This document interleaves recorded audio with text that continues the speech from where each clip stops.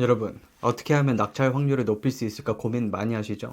혹시 여러분은 낙찰은 운이고 로또일 뿐이야 라고 생각하고 계신가요? 그런데 분명 어떤 업체는 다른 업체에 비해 낙찰을 많이 받죠. 그럼 그 업체는 지속적으로 몇 년 동안 운이 말도 안 되게 좋은 걸까요? 저는 아니라고 생각합니다. 나라장터에 등록된 업체들이 매년 평균 낙찰받는 건수는 몇 건일까요? 평균적으로 0.8건에서 0.9건이라고 말합니다. 네, 보통 1년에 한 건도 낙찰받기 힘들다는 소리죠. 반대로 말하자면 누군가는 여러 건 낙찰받는다는 소리입니다. 제 개인적인 생각인데 낙찰이 100% 운빨이라고 생각한다면 저는 그 사람을 하수라고 생각합니다. 그래서 돈을 못 버는 거지 라고 속으로 생각하고 더 이상 입찰에 대한 이야기를 꺼내지 않습니다. 여러분, 경쟁률이 10대 1이어도 경쟁률이 1000대 1이어도 어떤 업체는 분명 반복적으로 낙찰을 많이 받습니다. 도대체 왜 그럴까요? 낙찰을 지속적으로 많이 받는 업체는 여러 가지 성공 이유가 있겠지만 오늘은 그중 꼭 피해야 하는 이 생각에 대해 이야기해보고자 합니다. 결론부터 말씀드리자면 그렇게 될 줄 알았다 라고 생각하지 않는 겁니다. 뭐? 겨우 2단계 낙찰 확률을 올려준다고? 네,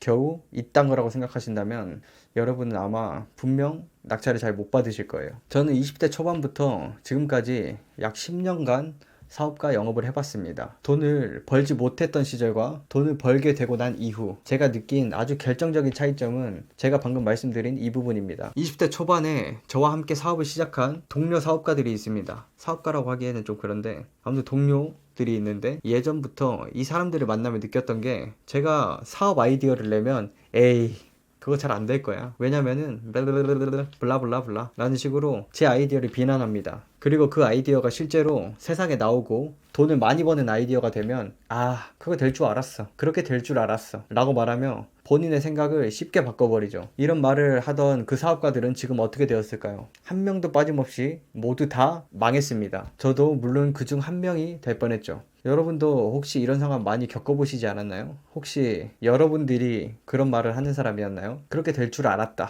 라는 말이 사업과 낙찰의 정말 위험한 이유는 과거를 이해하고 있다는 잘못된 믿음 때문입니다. 약간 어렵죠? 이야기로 좀 더 쉽게 설명드려 볼게요. 먹이가 떨어져가는 어느 작은 숲속에 동물들이 모여서 회의를 시작했습니다. 이때 강을 건너면 먹을 게 많아 보인다는 사슴의 이야기를 듣고 동물들은 가장 지혜롭고 현명한 늙은 부엉이에게 강을 건널 수 있는지 물어봤습니다. 늙은 부엉이는 이렇게 대답했습니다. 그 강을 건너갈 수 있는 확률은 56%야. 하지만 우리는 이대로 숲속에 계속 다 같이 모여 산다면 점점 먹이가 떨어져서 죽게 될 거야. 모두가 살 순 없지만 강을 건너서 풍요롭게 살지 결정을 해야 해. 강을 건너면 지금 우리가 먹는 음식 이외에도 정말 많은 음식이 있어. 행복을 찾기 위해서 위험을 감수할 건지 아니면 여기서 죽을 건지 너희들이 결정해야 해. 이 말을 듣고 동물들은 죽을 확률이 높은 나이 같은 동물들만 숲에 남기고 건강한 동물들은 강을 건너가기로 마음먹습니다. 그 다음날 사자와 호랑이는 가장 먼저 강을 건너기로 마음먹습니다.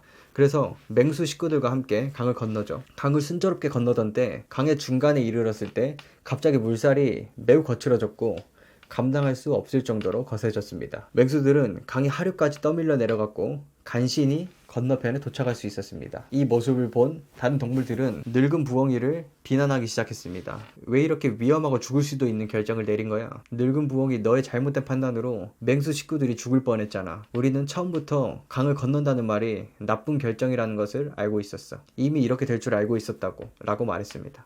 여러분, 회의를 하던 당시에 동물들은 어땠나요? 어차피 지금 강을 건너지 않으면 모두가 죽을 거라는 것을 알고 있었고 위험을 무릅쓰고 건너가야만 모두가 풍부한 먹이와 함께 행복하게 살 수 있기 때문이라고 생각하고 내린 결정이었습니다. 이야기의 교훈은 결정할 당시에 상황을 잊어버리고 결과에 따라 쉽게 말과 생각을 바꾸고 납니다. 노벨 경제학상을 받은 최초의 심리학자 데니얼 카너먼은 이런 현상을 사후 판단 편향이라고 말합니다. 그렇게 될 줄 알았다가 왜 발전이 없고 위험한 생각인지 이해하셨나요?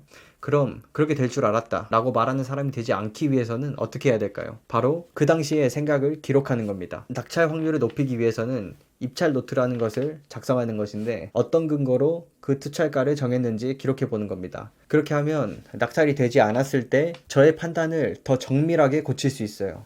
만약 최근 10건의 개찰건 중 마이너스 대 예가가 7번, 플러스 대 예가가 3번 나왔다면 마이너스 대를 선택한 사람은 아마 대세를 따르는 게 훨씬 좋은 선택이야 라고 생각하고 결정을 내리셨을 거고, 플러스 대를 선택한 사람은 확률적으로 플러스가 더 높을 거야 라고 생각했던 사람이 있죠. 이런 식으로 결정을 내릴 당시 우리의 생각을 기록해 놓는 겁니다. 투자의 결과가 있고 난 이후 투자의 결과와 내 투자가를 비교해보고 당시 저의 생각을 점검해보는 겁니다. 이런 기록들이 쌓이면 여러분은 어느 순간 직관적으로 이 투자가가 가장 확률이 높겠다 라는 데이터가 생깁니다. 그렇게 점점 확률이 높아지는 거고 여러분은 낙찰이라는 선물을 받을 수 있게 되는 것이죠. 생각보다 많은 사람들이 본인의 기억력을 과신하는 것 같습니다. 하지만 인간의 뇌는 컴퓨터처럼 정확하고 빠르게 기억을 찾아낼 수가 없습니다. 제가 20대 초반에 만났던 실패하고 망해버린 사업가들처럼 그렇게 될 줄 알았다 라고 말하며 계속 발전 없이 사실 건가요? 맹수들이 죽을 뻔한 걸 본 나머지 동물들처럼 늙은 부엉이를 탓하실 건가요? 이 영상을 끝까지 보신 분들이라면 매우 똑똑하신 분들이기 때문에 생각과 말을 쉽게 바꾸지 않을 것이라고 확신합니다. 오늘 이야기 어떠셨나요? 재밌으셨죠? 이 영상을 보고 기록하기를 실천해 보시면 직장생활도 사업도 낙찰도 점점 더 나아질 거라고 확신합니다. 시청해 주셔서 감사합니다.